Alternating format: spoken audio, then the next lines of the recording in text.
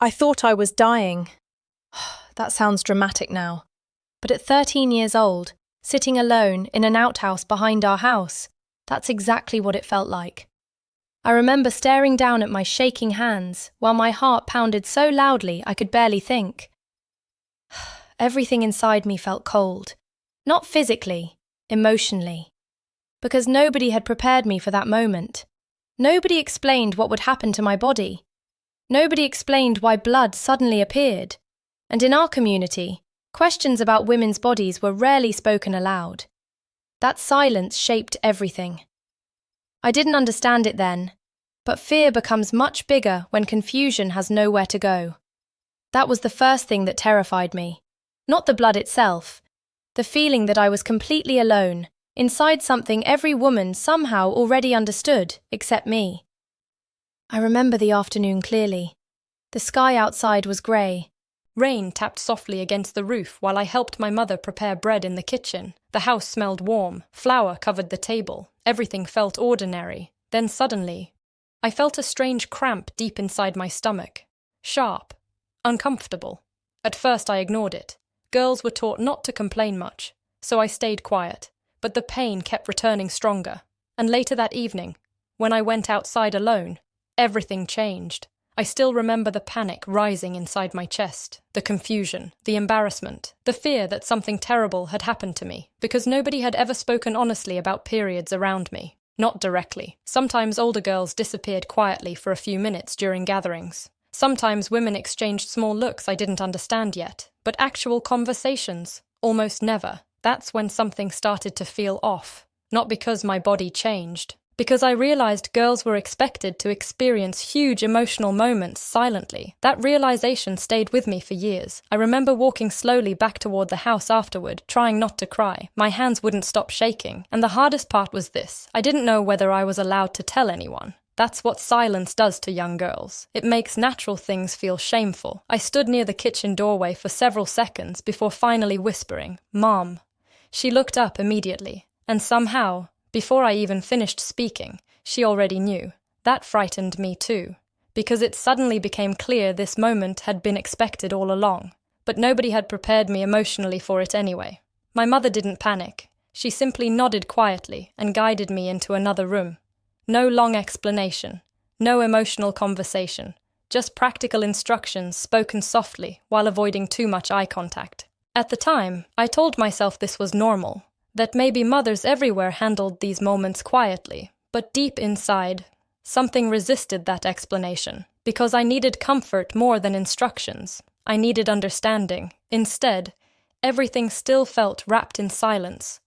I remember sitting on the edge of the bed afterward, holding folded cloth in my lap, while my mother explained what to do. My face burned with embarrassment the entire time. Not because she was cruel. She wasn't, because shame already surrounded the topic before the conversation even started. That's the dangerous part about silence. Children learn embarrassment long before they understand why. I didn't understand it then, but emotional discomfort grows quickly around subjects people avoid openly, especially for girls, especially around their bodies. Over the next few weeks, something changed inside me emotionally, not just physically. I became more aware of how differently older women treated girls once they became grown. Conversations changed, looks changed, expectations changed, and suddenly, I felt watched in ways I never noticed before. That frightened me quietly, because childhood suddenly felt farther away. One afternoon, another girl slightly older than me whispered something while we hung laundry together outside. She asked, "Did your mother explain everything?"